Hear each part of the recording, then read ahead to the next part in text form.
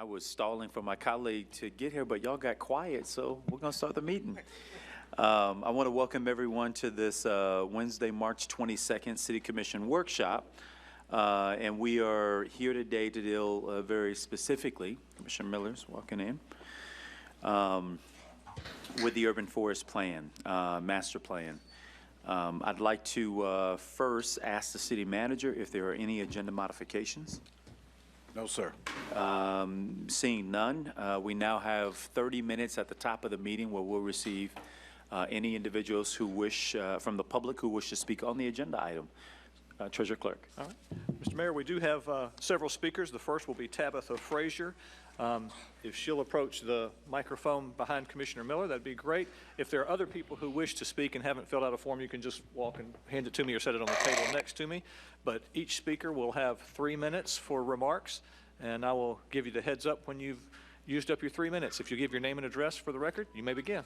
Sure. My name is Tabitha Frazier, and I live at 415 Vintage Ride. I want to start out by thanking you very much for having this conversation, actually having a workshop. I think it's wonderful. We value our trees here, and this shows the importance that you all show to them as well. But I'm hoping that out of this workshop, one thing that I'm hoping is that we can have more citizen input. Just taking a look at the agenda that came out and some of the recommendations, I personally saw some red flags in places where there are rooms for improvement. One specifically that I will take up in my 3 minutes is the size of the tree trimming around utility lines. You're talking about increasing them. I already think what we have already looks pretty bad. There are many trees that look like cannonballs have shot through them. I've gone to other municipalities like Atlanta and New Orleans, cities that I think are similar to ours, beautiful, wonderful southern cities, and I look highly at their tree lines, and they do not look like that. They actually have more trees than we have. There are ways that you can prune a tree that will start to grow around a line. The fact that that wasn't even mentioned in the report was kind of a red flag to me, that the first trees, let's just make them bigger. There are classes that people can take, things that they can learn how to do that. That is the direction that I'd like to see this community head. In addition, I love the idea of actually finding out where trees are at. There have been efforts for this in the past. Lots of times this effort isn't open to the public. This information is data that is hidden, but you can find a lot of this data now at leontrees.org. It's a private thing because the city and county was not doing it. But you can go to this website, you can click where these trees are. The majority of this data that was found on Leon Trees is data that you all paid for people to do, consultants to collect this. Now it's open. I'm a believer that some trees are more valuable than other trees. Some trees give us our sense of place.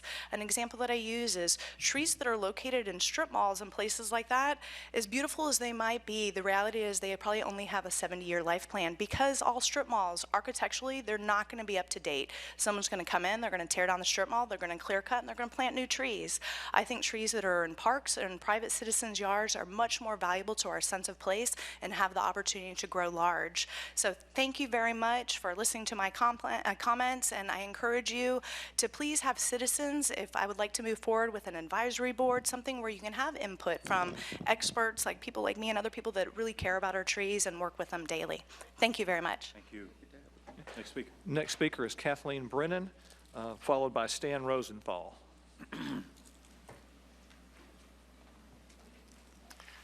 Good afternoon. Kathleen Brennan, 4778 Lancashire Lane, Tallahassee, Florida, 32309.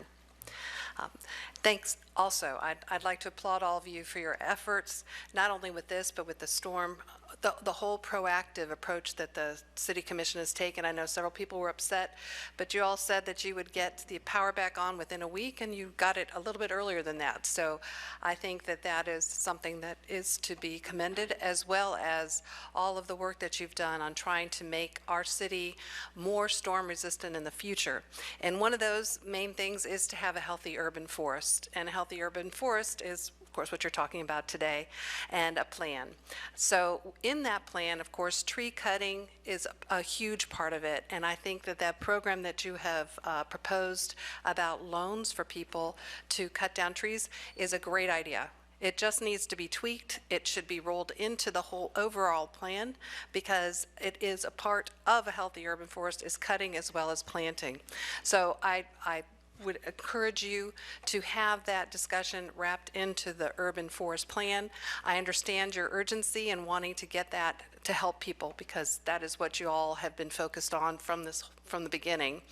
But I think that taking time to make sure that there are protections in place for the consumer, as well as the right tree being cut down, and someone's just not coming and getting a loan with public money to cut down some trees so they can put in a pool. I don't think that's what your idea is for this. I think it's to make sure that hazardous trees will not be cutting out power to people in the future.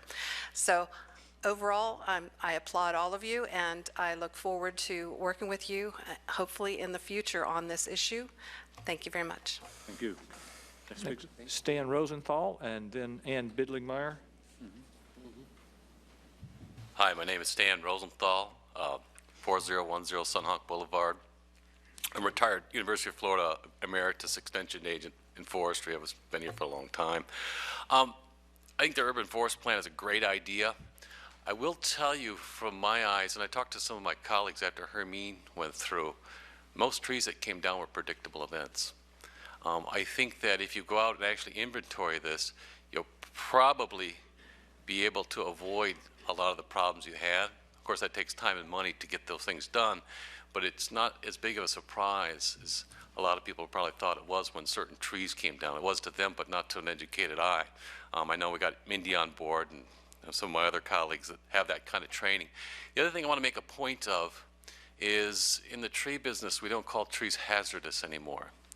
We call them high risk or low risk, and within that. And Perry and I, towards the end of my tenure with the University of Florida, I hosted a training, and Perry and I attended that, and we got qualified in a risk assessment. I think we need to kind of break away from certified arborists and things like that and start looking at a higher level of category for that. I'm sure Mindy can help with that a lot, but I think with your urban forestry plan, you want to start looking at risk assessment and then how to avoid that. There are things that we do to our trees sometimes that increase that risk, and we want to avoid that as well. There's a lot to talk about this subject. I don't think I can get it all in 3 minutes. Thanks. Thank you. The next speaker is Ann Bidlingmeyer, and I don't have a speaker following her, so she'll be the last one unless somebody else walks up in the next 3 minutes. Hi, Ann Bidlingmeyer, 1920 Harriet Drive. I think the crucial figure in this plan to provide loans for people who want to take out trees because they think they're hazardous or high risk is whoever is going to be doing the assessment. We need to have a very qualified person, qualified in identifying high-risk trees, to make the determination, not just an arborist who might be hired by a tree company, and then he can go back and provide lots of business for his tree company. So whoever does the determination, I think, is crucial. We need to put a lot of thought in that. Also, we need to involve all departments in the city that have anything to do with serving the public. Growth management, utilities, of course, they're sort of driving this bus, it seems, and the planning department. And I think we need to bring everybody on board and have a collegial discussion. I was on the committee that wrote the electric department's policy and procedures, and it took us 2 years to get it done. And it was very well thought out. We revised it and revised it and revised it, and it's working. I don't think we need to change it. Excuse me. I think we need to leave it as it is. And I also am concerned about the loan program. I think it's a good concept, but how do we know that the city is not going to be overcharged by a tree pruning company? Because if the loan goes directly if the bill goes directly to the city and then it's charged to the customer as part of a loan payment, I don't think there's going to be enough oversight to make sure that we're getting our best bang for the buck. So I'd like to see some real scrutiny of who does the determination, how the money is spent, how much money is spent, maybe get 2 estimates per household. I know I've just had some trees taken out and I got 3 estimates and they were widely varied. They were all over the map. So I think a number of estimates need to be done, and we certainly don't want to do this haphazardly. We need to be judicious and not just take action because we want to do something. Doing something prematurely is going to backfire on us. Thank you. Thank you, Ann. That's the last speaker. Thank you to all the speakers. I'm sorry, Mayor, I think, Please come forward and bring your form. Will you come forward and introduce yourself and then hand us the form? and if you will, when you've completed your remarks, there's a form on the back table. You can just I fill out. have it written. I just got the nerve to come up here. I got you. Okay. My name is Peggy Adair. I live at 3605 Houston Road, or Houston Road if you're local, 32304. I grew up in trees. I didn't read books. I climbed trees. And my perspective is very child-oriented. I spoke with one of your table guys here earlier, and I decided to come here early and to calm real strong emotions of anger that started this and to spare you. So I wrote it down, if you don't mind me reading. Rising up above the heated moment, imagining temp-free, we are dreaming, remember. Considering the tree's perspective, not humans. After all, they were here first. I am here to honor rather than to argue. People have been hung to death from trees. Hammocks can be hung too. Monkeys can swing. Picnics are enjoyed. Never can we omit all aspects, no matter how absurd or passionate. The flow, the whole is our focus, and that will happen with or without our input. Cultivate attention to flow. Some more thoughts. Children can be raised in a community with attention paid to being prepared, rather than emergency preparedness as such in scouting for children. Giving children that attention paid to being prepared for joy as well, one without the other, is absurd. I think of the children hanging from the trees in those curtain-made clothes, the play clothes in the movie The Sound of Music. The father drove by in the car and was very surprised to see them, and eventually he learned in that movie that the kids had good ideas too. Thinking about trees and children isn't about tree control and birth control, but about desire and love and care, at least. No need for politics to intervene in such matters, but plain good sense and good care. So this is about flow and goodness today. Thank you very much. I believe that is the last speaker, unless there is someone else who did not complete a form that would like to speak. Seeing none, I'll pass this presentation over to the city manager for introduction. Thank you, Mr. Mayor, Commissioners. This item responds to your request at your January retreat. We had a discussion about an urban forest master plan and how it would work for Tallahassee. As you will hear today, the creation of a master plan is comprehensive and allows the community to establish key goals to manage and enhance our urban forest. In addition, we will update you on a proposed revision to the electric tree trimming process, a proposed pilot tree loan program, and steps to explore the undergrounding of key electric lines. Your assistant city managers and key staff, including Mindy Moorman, the urban forester in planning, are here to walk through the presentation. I'd like to ask Reese Goad to provide an outline of the presentation. Thank you, Mr. Manager, Mr. Mayor, Commissioners. I appreciate that introduction, and I'd like to also recognize, in addition to Mindy Moorman, who is the urban forester for both the city and the county in our planning department, we're also joined by Chris Revel and Perry Odom, and they're all ISA certified arborists of different varieties. They're among a team of 17 certified arborists that the city employs in a variety of capacities in a number of different departments. So there's definitely an emphasis in managing our urban forest. That's obviously what we're here to talk to you about today. And you have provided the leadership to make sure we have those resources available. Several here. As has been mentioned, and I think we all know, we're very fortunate in Tallahassee to have a wealth of beautiful trees.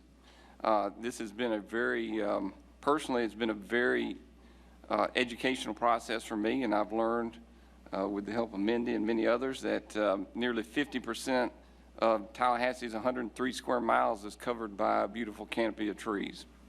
It didn't really surprise me, but because we all live here and we enjoy those trees, but it's interesting to learn, and I think that gives us a key metric in terms of where we stand today. And obviously, the Urban Forest Master Plan will take us to the next level. As you know, we're very steeped in utilities, which includes a master planning process, and we're trying to take the experience we have regarding that master planning process, at least to the extent we can, and lend it to other areas. Much like our hard infrastructure, you've got a plan, and I think our trees are part of that infrastructure. They're part of who we are, which require maintenance and planning. So that's the Urban Forest Master Plan for me. It's about planning, maintaining, to preserve or enhance our trees for the future. So with that said, we're going to spend the first half of the presentation talking about the Urban Forest Master Plan. Mindy Moorman is going to walk us through that. I think you'll find it very enlightening. It will basically highlight the main elements of an urban forest master plan, what kind of outcomes, kind of objectives that might be established with that, the complexity of it, the fact that it's a living process. And so that we're going to spend a lot of time on that subject, and I think it'll be very productive. As the manager mentioned, we'll also present to you some recommendations for discussion and evaluation regarding our electric tree trimming process.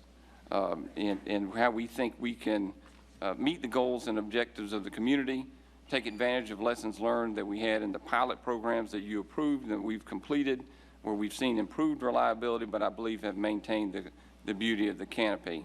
So we'll talk about that as well. We have a continuation of the discussion about the tree loan program that you discussed at your last full commission meeting, and we'll highlight that certainly for discussion. And finally, we'll talk about underground and key overhead lines. As we know, we have more than 1,000 miles of lines overhead. Many of us probably have paid more attention to those lines over the last several months than we might have previously, and it's a complex subject.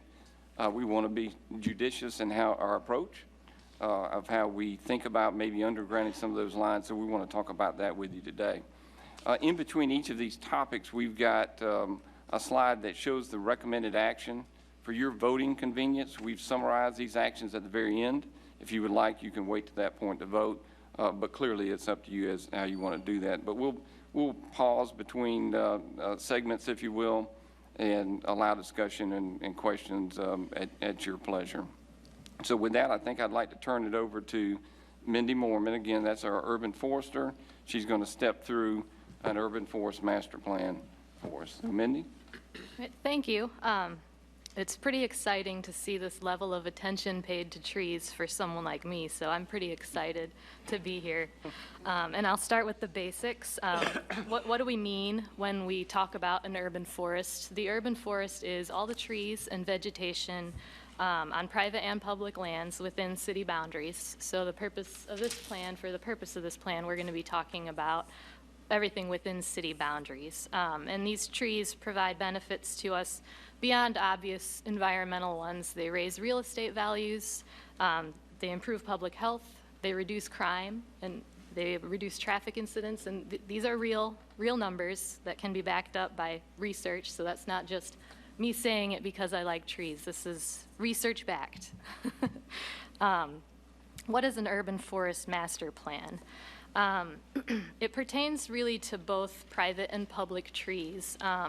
While we maintain trees on public property, our decisions affect trees on private property. For example, in zoning code and land development code, those have a strong impact on the urban forest structure on private property as well. So when we're making a plan and when we're making decisions, we need to consider the whole picture. The urban forest master plan will consider the current state of that urban forest, so that's an unknown at this point, something we need to learn, as well as our how our public feels about the trees and what they want from the trees and how we manage them internally. And then it will provide a path forward for achieving the goals that we come up with after we learn those current state attributes. There's no right way to do an urban forest master plan. If you glanced through the attachments, there's several included. They're all different. So how we develop that plan really depends on what we find out as we're establishing our current state.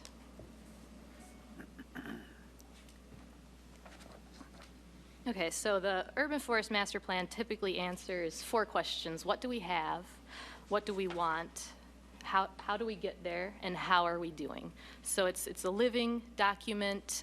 We're going to reassess from time to time, compare ourselves to ourselves, and decide if the programs and policies that we have set are working, do we need to adjust them? So the urban forest master plan doesn't really speak to very specific policies and programs, but it more provides direction on what our goals are. Reese mentioned that we're almost 50% tree canopy. Canopy coverage is an easy to determine metric. Our GIS guys were able to do this for us in-house within the last couple of weeks. They determined that we're 46.77% tree canopy, and canopy coverage is basically everything that's shaded by trees. But knowing this is a good, easily measured metric, but it's really not enough. We need to know the health of those trees. It's nice to have a lot, but are they very old? Are they very young? What species? You want a species diverse urban forest. It's not more susceptible, but less susceptible to disease. You want an age diverse urban forest. Are trees replenishing themselves? Do we have programs in place to plant young trees? If we have a strong older generation of trees, that's nice to have big trees, but if we don't have an equally proportionate set of younger trees to take over, then our urban forest currently is not sustainable, and we're on a downward trajectory for canopy. So those are very important things to know.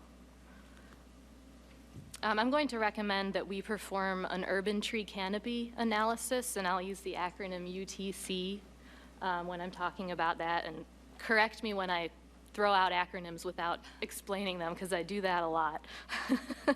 An urban tree canopy analysis is going to look at not just canopy coverage, but the composition, the distribution, hundreds of different things, really. I included the city of Atlanta's, that's what we're looking at right now, urban tree canopy analysis, because they did a pretty extensive one recently. And I just want to use them as an example of the types of information we can get and how we would use that information. So the city of Atlanta has 47% tree canopy. That's pretty high, and we're very comparable. In your agenda item, there's a chart that compares us to cities that have similar ecosystem types, which is important. And we're very high. We have a high amount of canopy as compared to other cities, so that's good.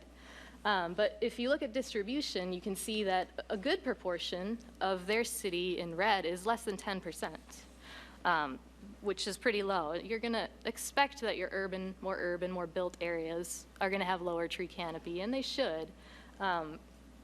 But it's important to know where your priority areas are, and this is what canopy distribution can tell us.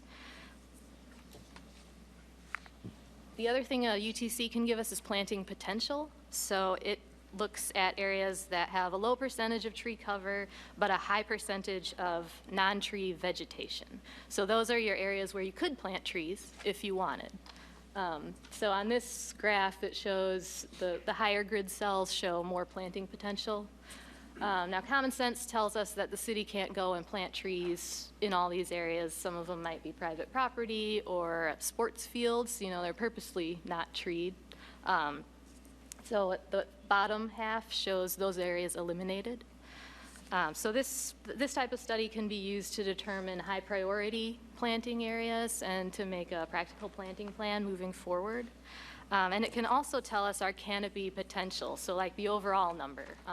If you looked through any of those master plans that I included as attachments, you notice it's pretty common for a city to set a canopy coverage goal. Miami, for example, had very low tree canopy coverage, and they set their goal at 30%. I think it was a 20-year goal. So these are long-term plans. This is a long-term resource. But that's very common to set a canopy coverage goal, and a planting potential study can tell us what our canopy potential is. Another type of study is watershed vegetation coverage. So this shows the higher numbers are more impervious areas, and impervious areas affect the extent of erosion, stormwater runoff, and ultimately water quality. So this is another thing that can establish your priorities when you're deciding where, not only where to plant trees, but maybe in your development regulations, your incentive areas for planting more trees, or managing stormwater in creative ways. I like to bring up Cascades Park as a really excellent example of finding a creative way to manage stormwater, and also hit another common goal, which is increasing access to trees, community access to trees. Because getting people out there is what makes them appreciate it. We can talk about how great they are, but getting people out there is the best way to get them to appreciate trees. So that's a good example of positive steps that the city's taken just through common sense. There's lots more that we can learn from a UTC study, and it's more cost-effective and shorter-term way to assess our resource than a tree inventory, which we'll talk about in a little bit. Species diversity, I've talked about, is really important. If we're heavily weighted towards species that are less ideal in urban environments, your weak-wooded, shorter-lived trees more susceptible to storm damage. It's important to have a high proportion of trees that are longer-lived, structurally stable, and more valuable in urban environments. So species matters a lot. Species and location. So this UTC, I encourage you to look at that study. It's really pretty impressive what they can do and the types of information you can get. Now I'll cover tree inventories. Before you go to the inventory, you had mentioned... Commissioner, can you pull your mic down? Always. I need one of those things here. You'd mentioned the socioeconomic and demographic analysis, and I saw how they had done that in some of these other, in these studies, and I really am interested in that. Me too. And they had done it pretty much by GIS. All of everything that you've mentioned so far can be done by GIS. Yeah. So I hope that we move quickly on that, and it can also be done, all of it in-house. So that would be a terrific first step, and I'd hope that it wouldn't take more than 6 months to get that. But then we could begin to make decisions about planting and what areas of town are neglected with trees, where we could, maximize the canopy a little better. So I just wanted to, bring attention to that piece of it and the way some of these communities had used it, because I thought it was really valuable. Yeah, cities are finding that there's differences socioeconomically in how their trees are distributed. Your poorer neighborhoods tend to have less trees, and that if that was something that came out of this, that would really give us good direction where our priorities are. I do want to say that these UTC studies are done by urban forestry / GIS professionals, so I'm not sure that we have the capability to do this type of in-depth study in-house. And my recommendation was to hire a professional consultant who does them frequently to do that for us. The only reason I say that is that whatever we could do, I'd like to investigate it in-house, because that saves us the entire RFP agendaing. I mean, 3 months from now we get started, versus tomorrow. And so if you would look into that and I guess provide us some opportunity to weigh in on that. Yeah, definitely. To get it moving. I've had some preliminary discussions with our GIS folks, and they can provide a lot of the base mapping, they said, and that could give us significant savings, so the consultant doesn't have to do that initial type of stuff. Good, thank you. Okay, so tree inventories. The tree inventory is you plotting individual trees. So this is very specific information. A professional arborist does an assessment on each tree, and this is for public trees only. We collect this information on public trees only because it does include a physical site visit. And we use that information for specific budgeting of maintenance and planting projects and stuff like that. So a professional arborist does an assessment on each tree. He maps them with GIS points, and Community Beautification provided this to me. We have downtown done, and that's the section of the city that we have done, as well as the canopy roads. How frequently? This was done in I mean, 2010, so it, Plan would be to what? I believe it's been ongoing updates, like as far as removals and planting, but it doesn't really get fully updated until we have the time and the initiative to do that.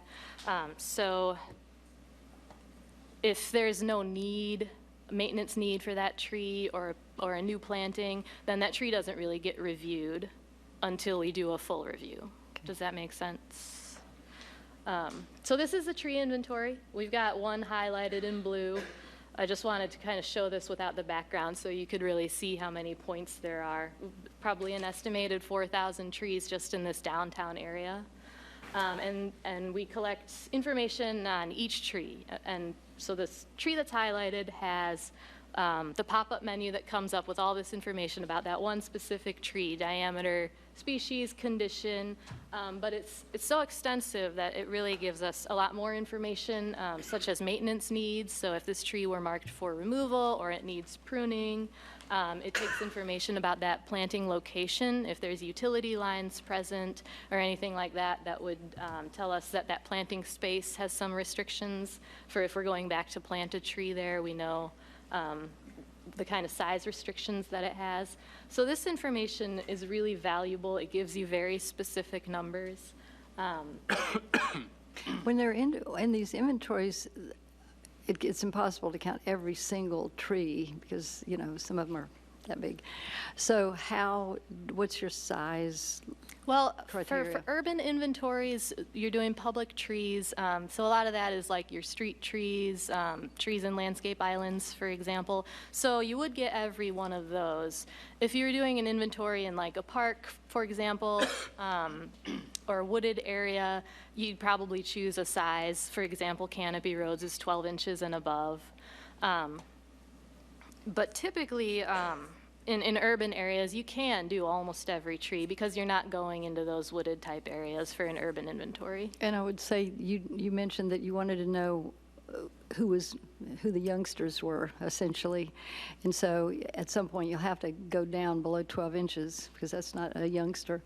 And but I think, you know, that's something for you to consider. I'm sure you'll come up with an inch requirement. I think every tree that the city plants through a planting program would end up on the inventory. So I want to caution everyone that doing an inventory for the first time, it brings up maintenance needs that we were previously unaware of. So I think anyone driving around can see there's some higher risk trees out there, some trees that are dead or near dead that really need attention, but the city responds to requests.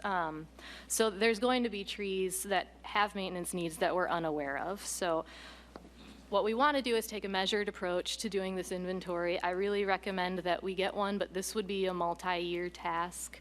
We'd do a section of the city at the time. We'd respond to those maintenance needs that came up.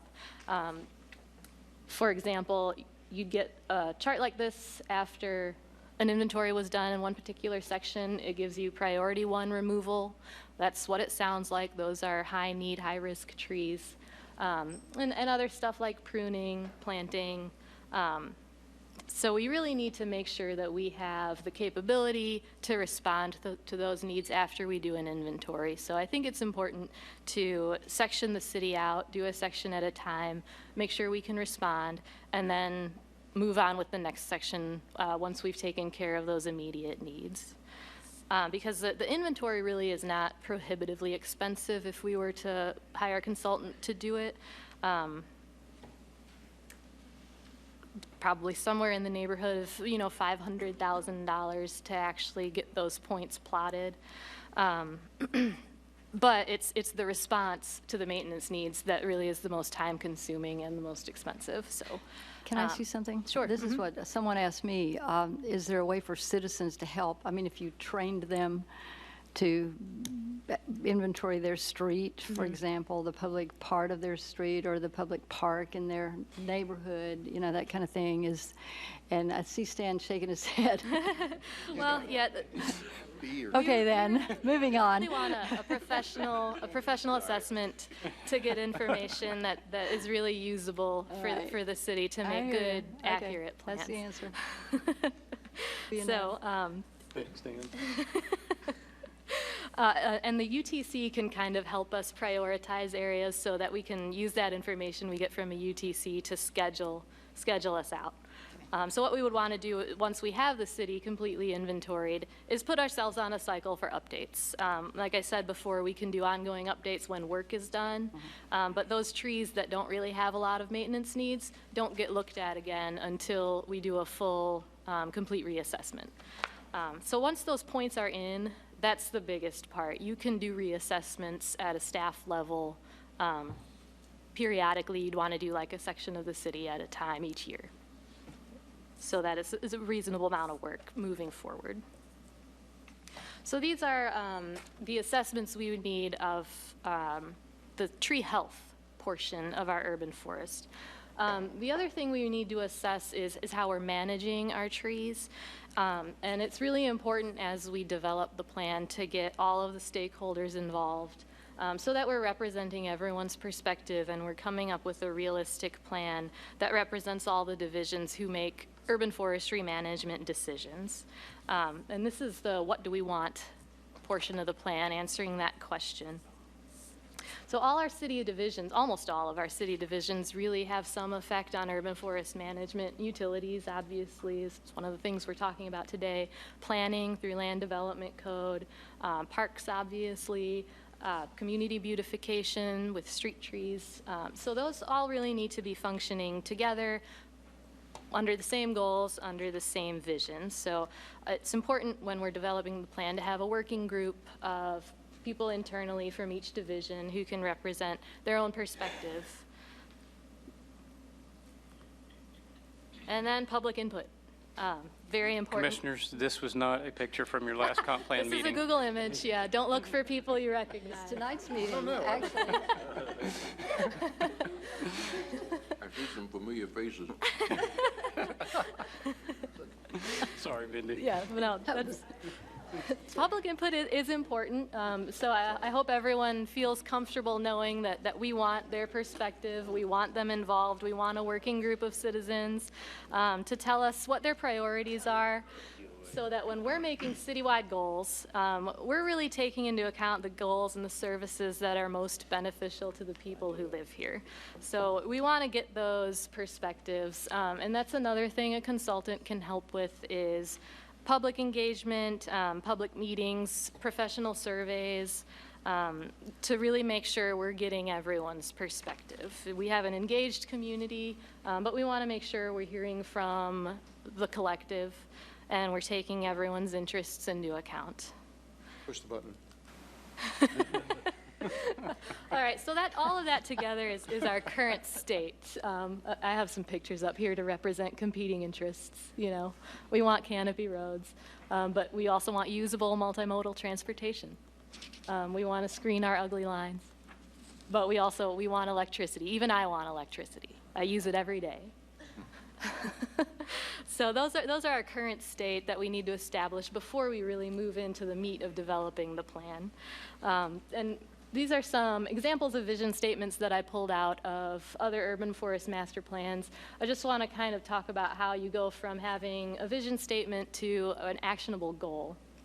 So recognizing the urban forest as a key part of city infrastructure, maintain and expand, that's where you get those canopy coverage goals that a lot of city has. Building healthy and sustainable, you know, I expect us to have some goals about species composition, you know, improving the composition of those better urban species.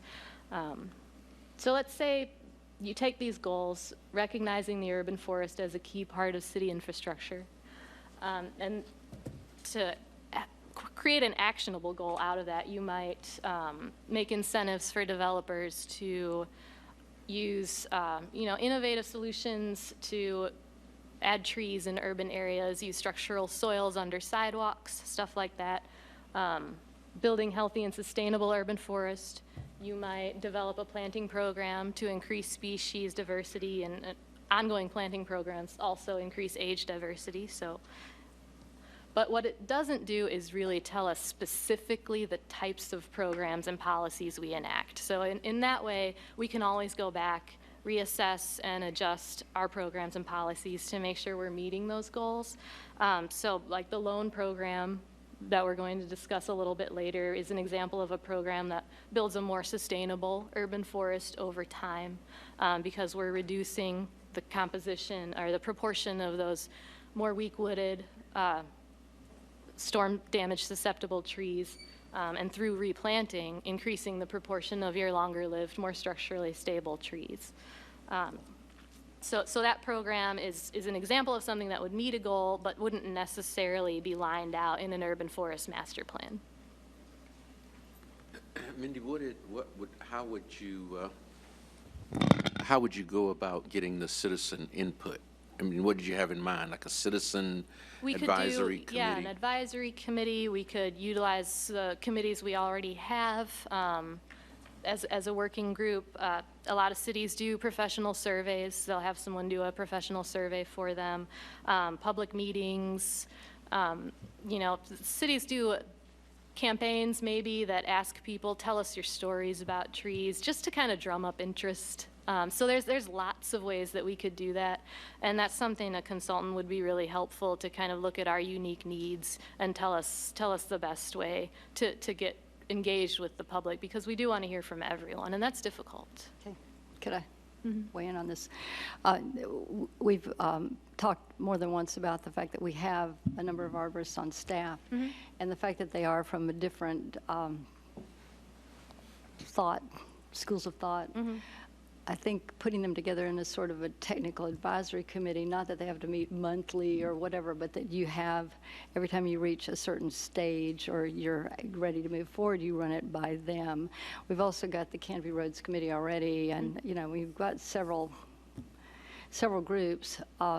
So I'll leave that up to you as to how to best do that. But I was wondering if you were thinking of having a steering committee, because just for example, today we've had Stan. I would love to have Stan involved somehow, and some of the other speakers too that have really focused a lot of their personal energy on this topic for years. And so I'd like to see some way to put those folks together too. Maybe you could add them to your technical advisory committee, maybe 5 people that are like these guys here, and that have actually delved into this topic. I mean, Ann's experience with rewriting the code, you know, more than once, and you know, that's valuable to have. So just if you could think about doing that particular thing. Absolutely, I'll take your direction on that. All right, this last slide. How are we doing? We want to build in a schedule for reassessing ourselves. So what we would do is take the current state that we learned from doing these studies today and in the near future, and set a timeline for ourselves. 10 to 20 years is pretty common. And like I said, these are very long-term plans because it's a long-term resource. And then we can compare ourselves, when we do that review, to ourselves when we started. And this is a standard that's set, and you'll see it very common in some of the master plans I've included for you. It's called Indicators of Sustainable Urban Forestry. There's several subjects. Some of them relate to tree health. They relate to staffing, internal cooperation, public engagement, public education. So it sets a standard for low functioning, moderate functioning, high functioning. And it's a really easy and clear way to assess ourselves. And we kind of set our own standards. So like I said before, there is no one right type of canopy coverage. It's unique to our city. So we can come up with those metrics from the information that we learned through doing this study. Go ahead. The question I had, Mindy, I know you've talked about the urban forestry plan and that process. And now we're about to move on to the tree trimming and the loan program. But But wouldn't you see those as being a part of an urban forestry I mean, how can they be separate and apart from the plan you just described? Well, the plan really doesn't discuss very specific things like the types of programs that we're going to use to meet those goals. What the plan is about is establishing our known issues and then deciding how we're going to improve on those in the future. So if we have a known issue right now, then there's no reason to wait to put something into place if we've heard from the community already that there's issues. And the other. But, you know, in the people that I've talked to, I mean, we don't expect another storm. I mean, you know, we don't know what his plans are, but we hadn't had one for 30 years prior to Hermine. So I don't know that there is an absolute rush. I mean, when we were in the moment, you know, people were saying, you know, I need to get these trees off my property, you know. But we're not in the moment anymore. And so I would think that at least even with the loan program, that would be a part of a long-term plan or strategy. You know, I know we're all anxious to address what we've heard from citizens, but like I said, I think that was when people were in the moment. I mean, I heard it. Yeah. And they wanted to do something immediately. But we're not in the moment now, and so I think we can take our time and include that in a broader urban just my opinion for what it's worth. Commissioner, whatever your direction is, we will follow. Okay. We've brought you our recommendation, but obviously, whichever way you want us to go, we'll implement that way. Okay. Commissioner Ziffer? We're going to be back in the moment in a little over 60 days. I mean, we are. Are we taking bets? And no, we're not. But the fact of the matter is, it's hurricane season, and we're in Florida, and we're in the bullseye, and that's just the way it is. So I am of a different opinion in that I don't think we have a whole lot of time. I think we have time to do the urban forestry plan. I think we have time to, in my opinion, and I know I'm getting a little bit ahead here, but probably pulling back on the loan program right now because I'm not sure I want to do that. But I think our tree trimming effort, I think, has to proceed because I am concerned. I look at my neighborhood, and I'm in Lafayette Park, and I see limbs, and we just did tree trimming probably 4 or 5 months ago, came through. And there are limbs just above some of these power lines that scare me. So I don't want to do what Tabitha suggested, which is create these big, barrel holes, but I do have a lot of concerns. So while I think we need to do the plan, and I think we need to be cautious, the fact is we live in Florida and we have hurricanes. And I think this would be the same thing as if you lived in the Northeast and said, well, we didn't have an ice storm last year. We probably won't have one next year. I don't think that's the case. I mean, things just happen. Not to mention our storm in January wasn't a hurricane, and that took us out quite a few customers for some time. So, yeah. Well, and I didn't mean the tree trimming, because I can tell you my neighborhood benefited from the tree trimming. you did. We were one of the pilot sites, and I can tell you it's made a tremendous difference. I mean, the wind would blow and our utilities would go out, and I just haven't seen that since we had the tree trimming, and so it's worked for us. But I mean, especially with the loan program, I'm heartburn with that too. You know, we've got some time on that, I think. Commissioner Miller? Thank you, Mayor.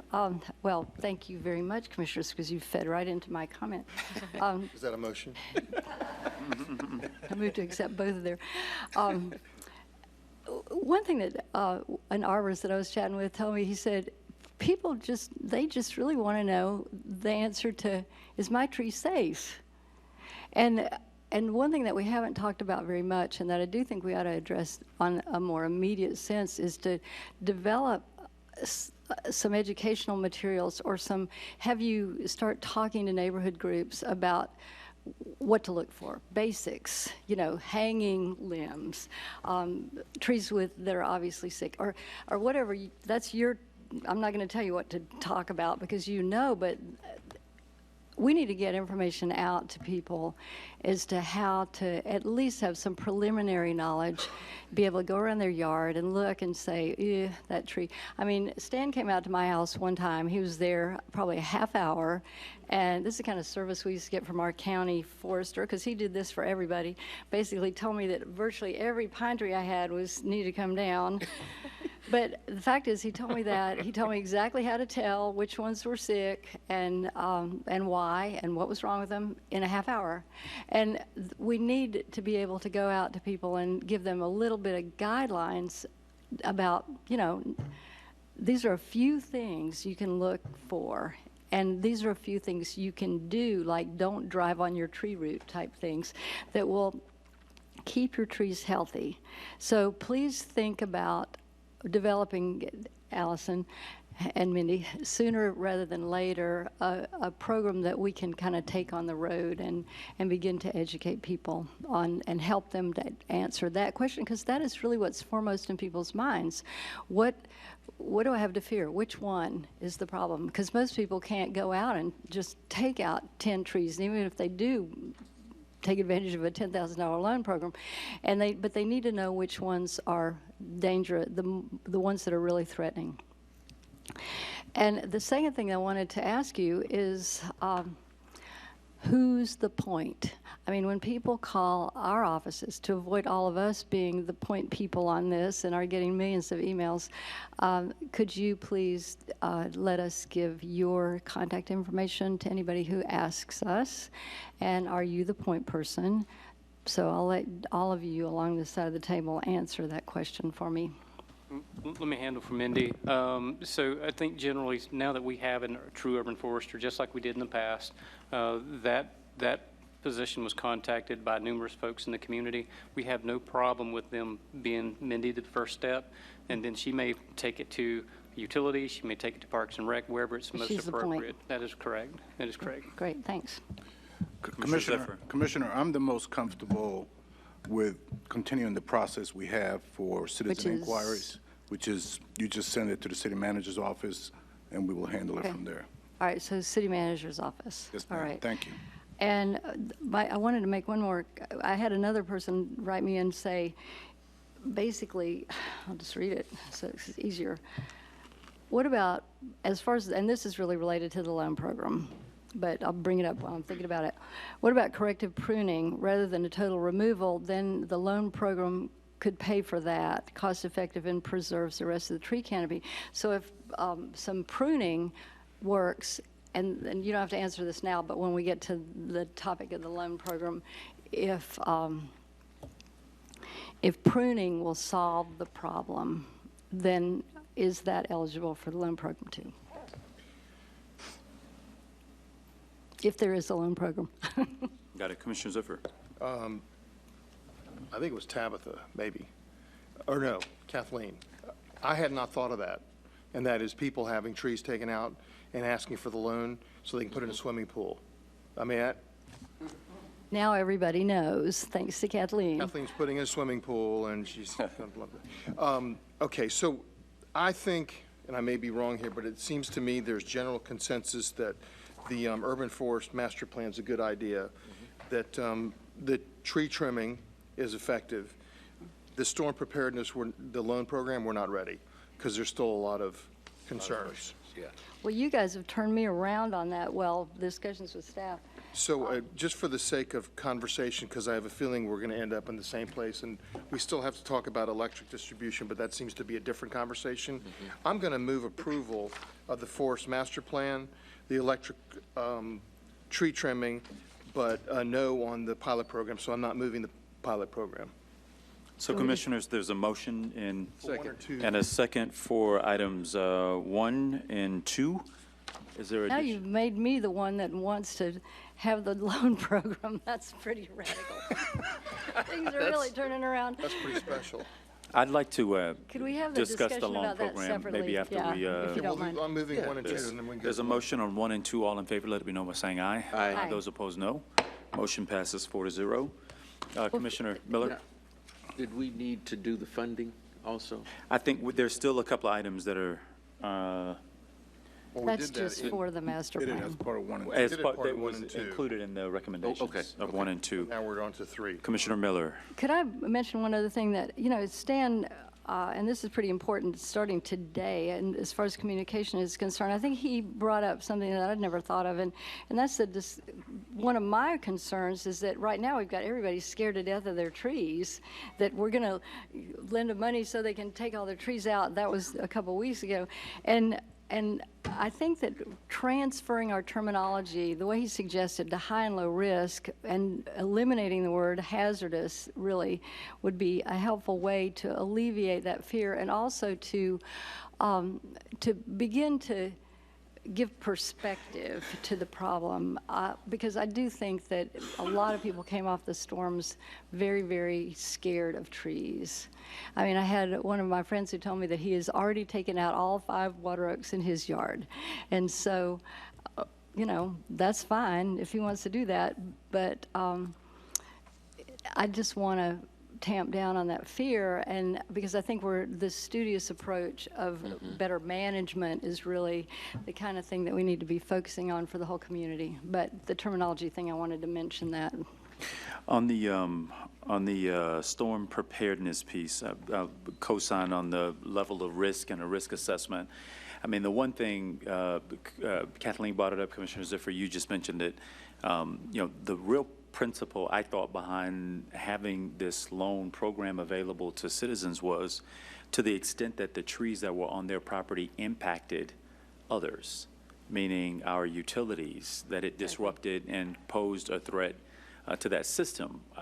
I'm not interested at all in subsidizing any individual to just remove a tree because they like to. So I think that really does need to be clear in the assessment, that this isn't a general abatement program for tree removal, that this is about trees that impact and has the ability to impact our utility, which impacts others. And even that, I think we want to be probably more descriptive in what it is that we say under those terms. I'm okay if we don't come to a conclusion today necessarily on the pilot program, but I do think we want to get something in place soon. And, you know, Florida got hit, I think, one time, 7 consecutive storms, was it in 2003 or? It was bad. 4, so we just never know. I mean, we were spared for a big period of time, but who's to say? And not just with a major hurricane, but with any kind of a storm event, similar to the one that we just experienced, that through high winds, we had our city, you know, knocked out again. So I think we ought to move quickly. I don't think we ought to have a delay into whenever staff comes back. And I would like to hear from staff whether there are any recommendations around how quickly we could get something back together. And again, they're close to the assessment that has to be done with regard to the urban forestry plan, but there are some differences here, because what we're talking about are contours around a loan program. And so if there are a set of values that are important, that are going to be reemphasized through the urban services, through the urban forestry plan, then overlay that on top of whatever the loan program is. But I don't think we have to wait until the complete assessment of that is all the way done. We just need to get some parameters in place that we all can feel a level of comfort with. Commissioner Ziffer, followed by Commissioner Richardson. I think the term used was the risk assessment. Right. I think that's the most important thing, and I don't know who does that, and I don't think it's the tree company. I don't think it's the homeowner. I think it has to be somebody that works for the city that goes out and says, sure, it may be a water oak or a laurel oak or a pine or cherry, but that is not a risk for either the power line, and it's not a risk in any other way, shape, or form. And so for me, I would feel far more comfortable in the program if we had some type of risk assessment and what those parameters were, so that going in, we would know that we're not taking out trees that don't need to come out. Because much the same as you, I've seen people take out trees that I wondered, why are they taking that tree out? So I don't know how we do that, and that's why I'd be willing to wait one more meeting if necessary, just to have clearly defined that where you have somebody in place that can make those risk assessments. Totally agree. Commissioner Richardson. Thank you. And I agree with Commissioner Ziffer. And in conversations that I've had, there have been issues that have been raised. And that's why I'm saying, if we didn't have this in the next week or a month or 6 weeks, I would be okay, because unless we had these issues addressed, because there could be abuses if we don't address some of these issues properly, and some of them were brought up today. For instance, what would be our criteria for selecting the tree services? You said we were going to contract with private tree services. Well, what are the criteria for determining, is it going to be an RFP? And I'll just put these out there for you all to consider. You don't have to answer them today, but when it comes back, maybe if you all could address. Commissioner, it might be helpful, and you give us the direction. We can step through, I can do it really quickly in terms of what our recommendation would be, and then if you want to give us clarity on that as we bring it back, that might be helpful, but that's certainly at your discretion. Can we go there? Yes, sir. And I'll move very quickly on this. So the loan program, as we had envisioned it, would really leverage the energy loan program that we've had for many, many, many years. And there was definitely sensitivity around what trees could be eligible and what species could be eligible. And we worked with our certified arborists to develop that list. So it would be a limited number of species that are more storm prone, and this was discovered through a study by the University of Florida. So there was some analysis on limiting the species that would be eligible, and then the process would follow, and there would be no change or relaxing of the rules related to tree removal. I think that's important to say, that obviously today as we sit here, even if it's funded by the private property owner, they can't just carte blanche remove trees, and that differs between its single-family lots, multifamily lots, commercial establishments. So there's a difference in the code in terms of what you can remove. So we wouldn't propose relaxing that at all. So we identified 4 species that were more high-risk, storm-prone, and I'm going to get quickly to the process because I think that's what I hear. Yeah. And then obviously, as we remove trees, that we thought it was very, very important to reforest and replant with what I would call more preferred species, with a diversity of species. And those were the ones that were outlined in the Florida study, too? Yes, sir. Yes, sir. But they had a whole continuum of more wind resistant, medium wind resistant, less wind resistant. And so they would be in the upper echelon of wind resistance. I am cautioned, though, that we would not limit it to one species or a couple species, because you set yourself up for long-term failure if you do that. So I make that note. I mentioned use the backbone of the energy loan program, and I think naturally, I think our citizens would have some protection, some buyer protection in that regard. As we use that, we use it today. At your last meeting, you approved the expansion to include the generators. Right. You'll recall that. That's done. We do about 500 loans a year today to give you some idea of scale. So I think this is the slide I want to stop on and seek your direction. So there's a process that exists today. We do it a little bit different for the tree loans, but we would essentially follow the structure of that process because we think it inherently provides some protection to both the city as the loaner, if you will, and then the borrower that would be the customer. So you can see that we would immediately provide advice on the front side of the process and how to proceed, which includes, even if you think about this, this is a loan process. So we're going to pre-screen the applicant for eligibility. Our standards are very easy because it's limited to our customers and not subject to other credit approvals that you might get when you're dealing with a bank or another financial institution. That's part of the good access to the program. I think that's what we've heard, customers having the inability to pay for things that they know are issues and they want to deal with, but they don't have access to that capital. Then we get the preliminary approval, and then we work with the customer so that they engage certified and qualified contractors to get quotes. We heard that today.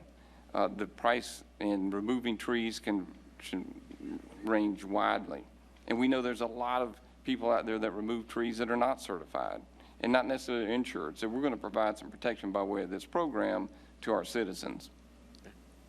There's a piece in here about how we subordinate loans and protect that, and that's how they interact with our staff. So there's a continual process in here.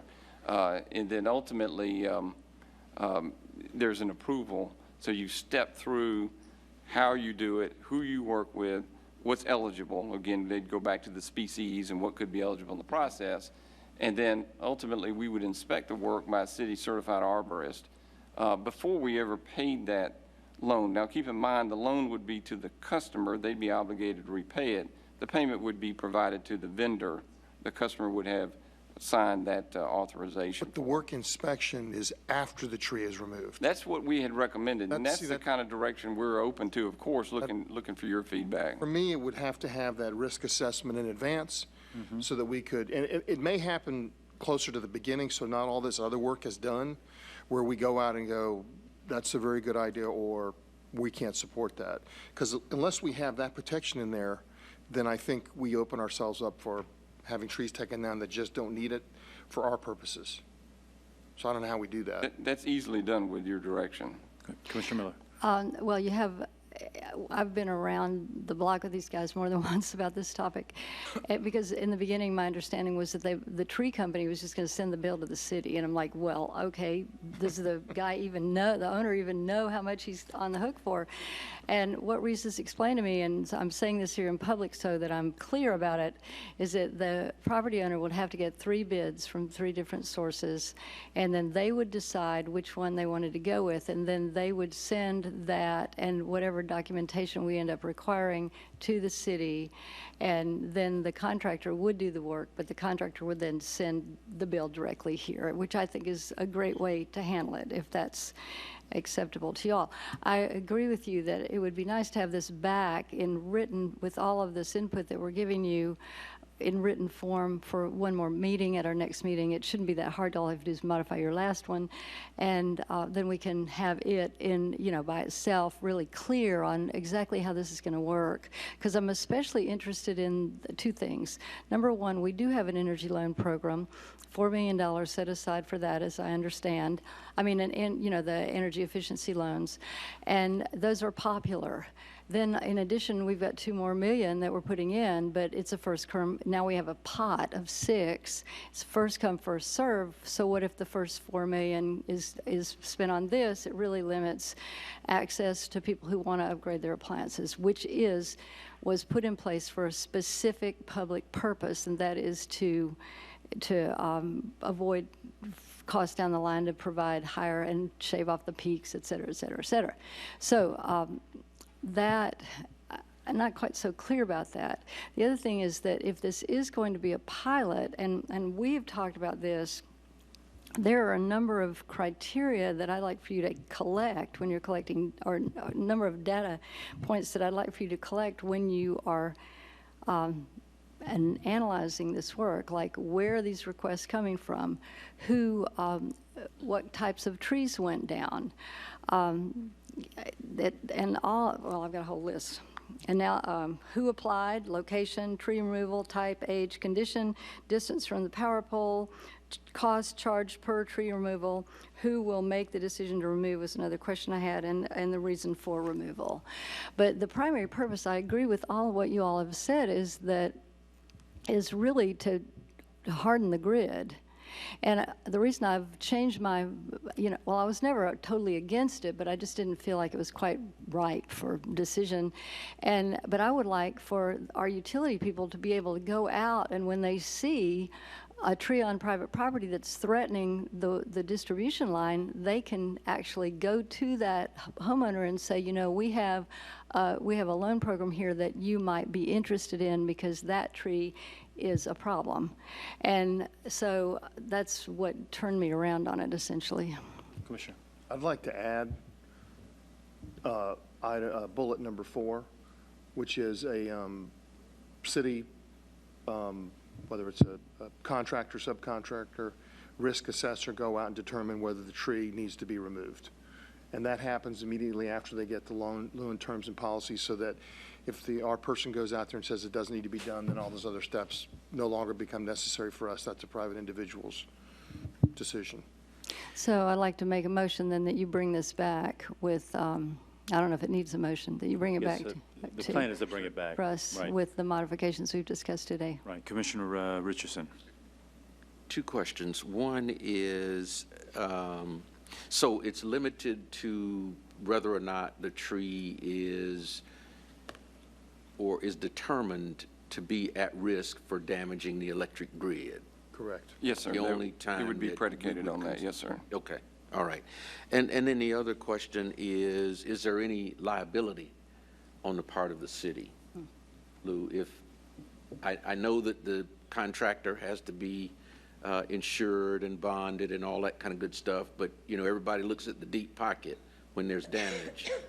There's always potential liability. You can have our assessor go out and just, you could have our risk manager go out and look at it and say, we don't need to, and then the next day a storm comes down. So, you know, as long as we got our folks and reputable businessmen working in good faith, we have the normal risk management situation. There will always be exceptions and circumstances that folks decide they were taken advantage of, and we end up having claims and/or lawsuits. But I don't think that should be a determinative issue in the pilot program.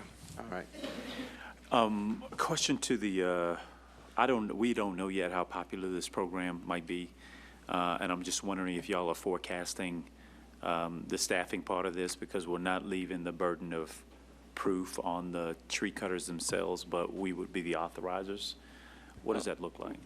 Mr. Mayor, I don't think we know, and we would continue to recommend this to be a pilot, so that we can assess the level of demand there might be, the workload, the process. It may very well be that we would want it. It could be successful, but we may want to adjust. So we were very purposeful in recommending a pilot that wouldn't even be a full year, but would last through September to get us through this hurricane season. I think we would continue to recommend that because we just don't have enough information to know the level of demand and workload. If you just keep the commission informed, obviously we don't have a plan yet, a program yet, but, you know, the question for me would be whether or not any additional staffing required for that will come out of the program, or if we're talking about new permanent FTEs, are these seasonal FTEs? You know, what does that look like? Okay. Commissioners, other suggestions on this part? The I had process? a motion, but I don't think I have a second. To bring your Or motion. if we don't even need a motion. So we don't need one. To bring it back, yeah. Wait, about it. We'll move into the underground discussion. Perfect. The easy part. Yes. Commissioners, Under the over. appreciate the opportunity to talk about this subject. You know, this is something that all of us in the electric business get to face, especially after storms like Hermine. I want to give you a little bit of background on our business and in a situation of the current state of the system to give you a feel for what the level of effort would be to do a conversion on our system. Historically in our business, the standard offering of service is overhead. And if you want that go underground, utilities typically request that the customer pay the differential. We've actually had a more incentivized program for undergrounding for many, many years in the city, I think longer than I've worked for the city, that if you're inside the city limits and you're building a new subdivision of 6 or more houses, we'll put the underground in for free. So as a result of that, we've really not seen new development, new neighborhood subdivisions since about the 80s go in with overhead service. So we've actually incentivized that. We have a similar program for our customers that are outside the city. In the county, it's a very nominal cost to do it. So we've already said for 20-plus years that undergrounding is important to this community, and have done that. Having said that, we've been in business since 1902. So we have a lot of our system that's overhead. About 1,100 miles of what we call our primary, our main distribution circuits that go from the substations to the customer's home, is overhead. To convert that from overhead to underground is not inexpensive. It's about $1.7 million a mile, circuit mile on average, to do that. It is It doesn't cost us, it's only cost about half that amount of money to do new underground because we're in an area that's already disturbed. You know, there's not a lot of driveways or other infrastructure in place. But it's about 5 times the amount of what it costs to put a new overhead line in. And I will tell you that number varies depending on the situation, but that's a good average cost to convert from overhead to underground. So if you look at the 1,100 miles we've got, that would be about $1.7, $1.8 billion worth of investment to convert what we've got overhead today underground. It would take us probably 40 years or more to do that. Then there's about another $250 million in customer cost that the decision would have to be made to figure out how to deal with it. Overhead customers, we own the wire up to the masthead on the building, on the house or the commercial building. Underground, the delivery point is typically out at the corner of the lot at the right-of-way. So if I'm an overhead customer and my service is converted to underground, I have to go from my meter box out to that delivery point with the new wire and facilities to connect to the new delivery point. For a residential customer, we've seen numbers in the neighborhood of $5,000. We don't do that work. That's done by private contractors. But in places where we've done some conversions, we've seen customers having to pay in the neighborhood of $3,000 to $5,000 for residential. We've seen commercial conversions being in the $10,000 to $20,000 because of the size of the service and the size of the wire. So there's a customer impact when the decision is made to go convert from an existing overhead to underground. Question. Yes, sir. Do they have a choice? I mean, if we're going to take the above down and there's nothing left except for what's underground, how's that work? Well, you could, in theory, come from our underground wire up a pole in front of their house and leave it overhead to their house. The more of that you do on an underground circuit, you've wasted the time and energy and money to put the circuit underground, because when something hits that wire, it's going to typically backfeed into the main wire and take it out. So from an operational perspective, you really, if you're going to underground, you want to underground. You want to take the whole shebang underground, including the customer delivery. And therein lies one of the issues. Another place we incentivize undergrounding in the city, and have had this in our ordinance for years, is in our distribution system, you have what we call a main circuit, which is all 3 wires running down the street, and then it branches off in single wires in what we call a branch to go down to a group of homes. Today, if all the customers on a branch come to us and say, we want to underground our branch, and they're willing to front the conversion cost for all the customers on that branch, we'll go do that for free. It's very rarely. Yeah, they're picking up all the costs. Well, they're picking up the cost for their conversion just from the delivery point. We do the city's assets underground. We don't see that. We've had a couple times over the years where neighborhoods have come to us and said, gee, we would like to do that. And they go out and talk amongst themselves, and we don't see unanimity amongst all of the people on the branch willing to do that. We just had a neighborhood up off of Bannerman post-hurricane approach us, and we've sent them the information on it. And this is the second time for that neighborhood or that street to come to us in 15 years and ask to go underground, and we're waiting to hear back. If the first time around they couldn't get everybody to commit. So that's out there available for our customers, but typically it comes down to this customer cost becomes an obstacle. Besides our wires on overhead, we lease space on our overhead poles to people like Comcast and Sprint and FSU and other folks for communications. And that's to save them from having to come set their own poles in the right-of-way to run their fiber down the street. Could they run it underground through conduits? They can, but there's a cost for them to put it underground. There's a cost for us to add additional conduit in the ground to feed that, and then they've got to decide that they're going to put it underground.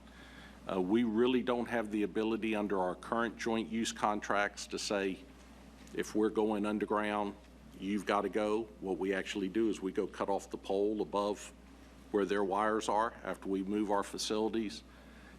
We notify them that it's ready for them to do something with it. Most of the time, they'll come back and convert it to underground. With the few conversions we've had, they have ultimately come and done it, but at times we don't necessarily have a hook to force it. Now, we are looking at rewriting those joint use agreements and trying to put a little more ability to deal with that, but I will tell you the communications industry It's coming. is a tough industry, as we know with some of the legislation that's being looked at across the street right You now. look out here, there are no lobbyists here. You know why? They're all over there working for telecom. And so that sort of gives you the feel. The other thing about undergrounding, while it does eliminate the risk from animals and tree-related outages, so it reduces the frequency of outages. When outages do occur, they're typically much longer in length. Right now, we have a tree limb come down and break a overhead wire. If it doesn't strip it off the pole, we go out there and we can splice the wire together. If it's an underground cable that faults, we actually have to go to 2 different pull boxes and find it, pull that length of wire out, pull a new piece of wire in, and do 2 splices. And what happens is it's not the wire itself failing with age, but the wire itself is fine, but the rubber outside, yeah, I brought several show and tells. The rubber outside degrades over time from the heat, and it allows water to get in and short out the wire. So about every 25 or 30 years, you have to start looking at replacing the wire that we have underground. In fact, we've been in Clarn for years. Really? Doing replacement of some of the early underground that we put in. So, having said that, y'all asked us to look at what options we have, and we went back and have identified a more targeted approach, at least for some of the most critical customers we've got. And this map up here that we've got up right now identifies what we've referred to as our level 1 critical customers. These are hospitals, nursing homes, some of the city's critical communications facilities like the 800 megahertz radio towers so that we can do public safety. You can see that there's a huge concentration of these customers between Centerville and Miccosukee, starting at TMH and going out to around the Capital Regional Medical Center area. We're obviously doing some work at the substation at TMH with the distributed generation project that is going to help us enhance the reliability. So what we're suggesting today is to do some study work out there closer to Capital Regional and those nursing home facilities and see what options, and it may not be just undergrounding. There may be some refeeding, some different design standards used out there all the way up to undergrounding. But have our engineering firm come in and help us take a more global look at that area and say, what can we do in that area? Because there are a number of very critical customers. It won't necessarily just impact those customers. Anyone else fed off of those facilities will see the benefit in that area. But it's a place to go focus on. So that's our first recommendation, is to authorize us to move forward with some of that. Yes, sir. Yeah, Rob, I know that there were neighborhoods whose utilities are underground who still had outages because the problem was at the distribution point. Mm-hmm. Would that be something that you would address That's part of what we would look at here. You do have some situations, Clarn is I hate to keep picking on Clarn, but it's a good example. Some of the main wires that go what we call an express circuit from the substation to the neighborhood or overhead, when it gets into the neighborhood, it's underground. Right. So if you have an issue along that express circuit, it can still take the neighborhood out. Right. It certainly reduces the risk the more of it's underground, but that's part of what we would look at here. We would start at the substation and go to and there's actually 2 different substations impacted with these customers with the way the system's designed, and look at it holistically from the substation to the end customer. Okay. And say what makes sense here. And then we would come back with, and provide some feedback once we've gone through that engineering review. Okay. And Mr. Mayor, analysis. I would make that motion if we need the motion to give them that direction. There's a motion and a second. Rob, can you just say a moment what the current posture is when new infrastructure is brought online? What's the status quo from the city when new development come in? Most all new development that goes in today is underground. Because they choose or because we require? Well, we don't require it, but we incentivize it with the fact that we'll do it for free if it's a neighborhood. Where the challenge is today is the new commercial redevelopment in areas like College Town. And that's a place where we've done a couple underground conversions, and that's the next part of our discussion here. If you're okay, I'll go ahead and walk into that. We got to vote, but. Okay. There's one thing I'd like to add, if I could, and that is I know, for example, with some of our blueprint projects like West Tharp Street, at that time, to at least have a consideration as a commission to talk about what that cost would be to underground then. So if we have any road system that's either going to be widened or major infrastructure changes, just to look at what the cost would be at that point for us to do that. That's not part of this motion, but it's just a discussion to have, because I think that's important for us to consider. We can certainly do that. We've worked with Blueprint in the past on several of their projects and typically do that, but we can elevate it and bring that information back to the commission. Just to dovetail on that, you mentioned some of the telecommunications uses that go on our poles. Under the Obama administration, they had the dig once policy for all federal systems, where if they dug and they were going to be working on a piece of right-of-way for federal purposes, that they would lay conduit even if there was no use at the time for later possible renting or leasing out by us or the private sector. I don't know how much we thought about that, but I'd be interested in, if we know this is a direction we're going, I just wonder whether or not it might be worth it for us to think through a future enterprising opportunity to lease space for future use. Okay. And what Commissioner Ziffer brought up was exactly what I was about to bring up too, and that is whenever we are actually doing these road projects and we're looking to move the utilities anyway, they have to be moved. That is the golden opportunity for us to begin to have more undergrounding. I understand the problems with heat and all that. So I don't, at the time, we can discuss whether a transmission line is going to go underground, for example.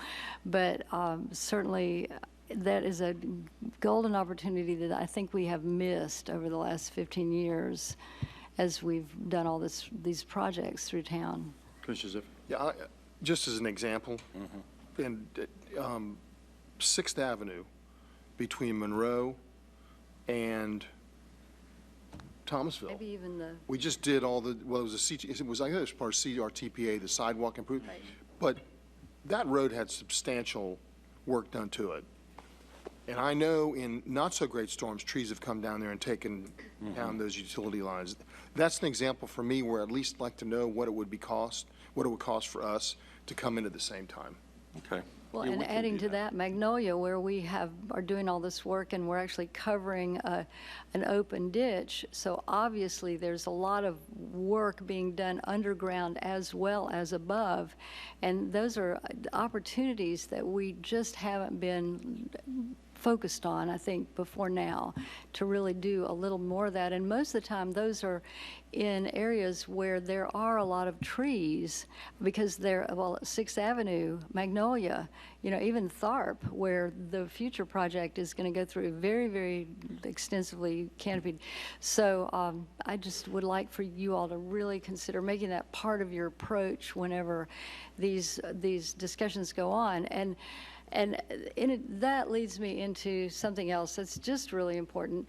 You need to be brought into these discussions. I mean, it may be that the sidewalk, for example, on 6 probably, you know, may not have affected utilities at all, so they didn't call, but we've got to be working together with the other departments and have them trained literally to look around at the departments that might be able to do, going back to the first blueprint, a holistic approach to the redevelopment of an area in just from a side that builds from a sidewalk or a road improvement project. So trying to get that into the public culture of addressing anything. Okay. Commissioner? At some point, though, don't we need to start to talk about establishing a funding source that develops, and it's almost like the bank, so that when we have moments like this, we don't have to all of a sudden find that money. It's already there. I'm just lay that out as a discussion for the future. I know Reese is really looking forward to that. He's all excited. It's all rolls. Raul is. Okay. All right. So there's a. All right, you got another part of your presentation. Before you do that, there's a motion and a second. Commissioner Richardson's motions. All those in favor, let it be known by saying aye. Aye. Those opposed, no. Motion passes unanimously. The other piece that we're recommending to you is, if you look at areas like, and I'm going to use College Town as a good example, when that area in the College Town North American Properties area on Woodward was redeveloped, that developer elected to pay to have the services undergrounded. Now, there were 2 different treatments in that area. College Town paid 100% of the cost. My recollection is it was about $900,000 for that little area around College Town along Woodward. And that's the typical practice in our industry. If you want to convert from overhead to underground, you pay the cost, you compensate us so that the rest of the customers aren't bearing that burden for something that you want individually done. We've done a couple projects lately that y'all have authorized us to do some cost sharing. One of those was along Woodward with North American Properties, FSU, and the city, where we were in a situation where we would have gone underground, overhead, underground, overhead, underground, and we said, that makes no sense. So the 3 parties came together. FSU chipped in some money, we chipped in some money, North American Properties paid a share of it. We also are doing the same thing along Jefferson right now with FSU, where we did a cost sharing between the city and FSU. In both of those cases, the customers paid between, or we paid between 20 and 30% of it. The customers paid between 70 and 80% of it. We're recommending that we change our process for overhead to underground conversions like that. And if the developer or the customer is willing to pay 75% of the conversion and deal with the customer connections and the land we need, that we would contribute 25% towards the conversion. And the way the 2 cost-sharing projects have worked in the past is we've gotten with those parties, we've agreed on a scope and a cost. They've written us a check for their piece of it, and then we go perform the work.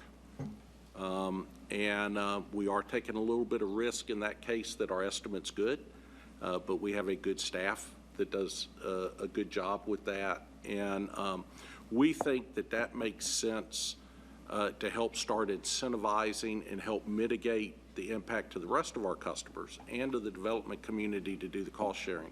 If we do this, we'll be one of only 2 utilities that I'm aware of in the state that do a cost share participation for overhead to underground conversion. So we would recommend that change to our practice. So moved. Second. There's a motion and a second, and the difference is before a party had to approach us, there was no standing policy. Is that what you're? That's correct. We would have to bring each of those back to y'all as an individual action. If you grant us this authority, we'll be able to do it as a matter of course in working with developers and customers going forward, as long as we've got the money budgeted. We do have some funds that we annually include in our capital budget for undergrounding. It's not a significant amount of money, but we think that would be sufficient for the bulk of the projects like this that would come along in the near term.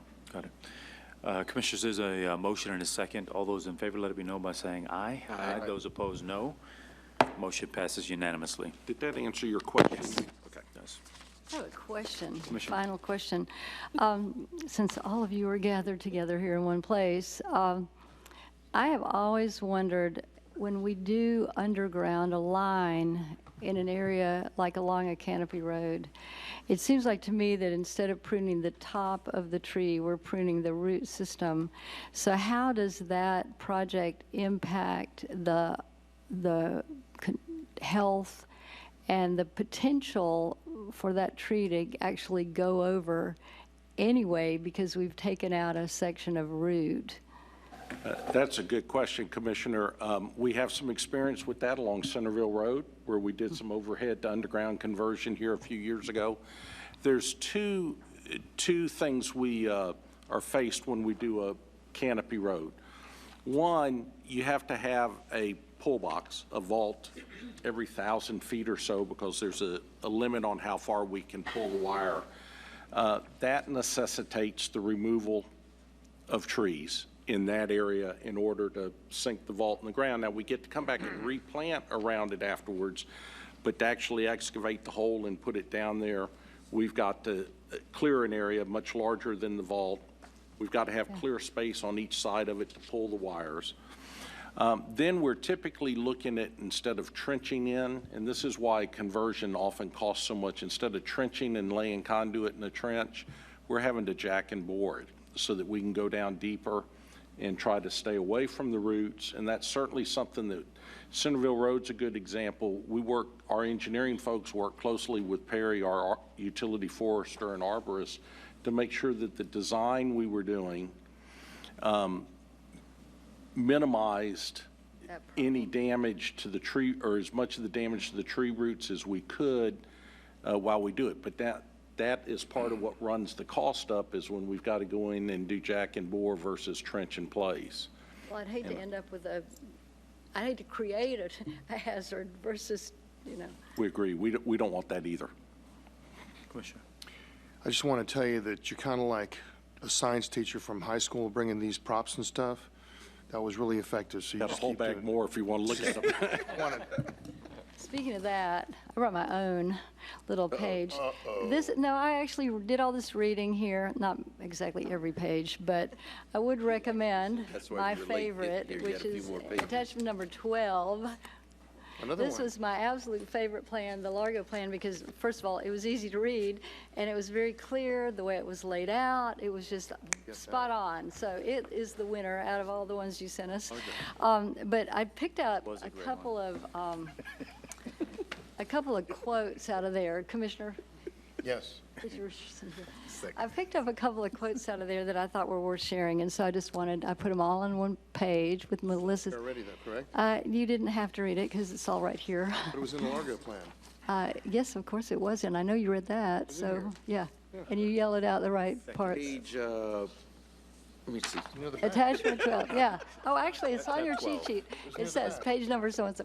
Anyway, I wanted to share these things because they're worth thinking about. It's the effect of trees on crime, on buying power. I mean, my favorite one was that a treed parking lot, people stay longer. They perceive that the product is more valuable, and they buy more. So just that one thing, treeing the park, and plus if you ever go anywhere, everybody's parked under the shaded spot. But things like that I thought were worth special attention, so. I agree. Any other? Mr. Mayor, just a quick question. Did Commissioner Richardson's motion include 4A? Yes. Wasn't that it? Was 4A. Yes. Was it? All right, thank you, sir. Yes. So I apologize for not restating. I believe you voted on items 1 and 2 originally by themselves. 3 and And then 4A and 4B were later voted on, but each separately, but both were voted on. Who wants this tree? Two, there are 2 trees in there. Three. Staff, They're gonna we come just back. want to thank you all for your effort on this. I know this is not always a topic that's in vogue, but you all do incredible work, and we thank you for your commitment here. Meeting is You know, adjourned. Could I Oh, say one second. thing? This is absolutely, I mean, I'm not asking that every time we have a workshop, we have quite this big a thing, but it was just such a totally thorough job. It is just basically everything we need to know on the topic, so thank you very much. I appreciate all the work you put into this. Good You next and message. probably See all of you others. really soon. See you soon in adjournment. An hour. We have paper, we're right on the tree. I will be giving the motion. But the Largo plan. Reggie needs it. Reggie knows recycling. Thank you, Rob. Good job.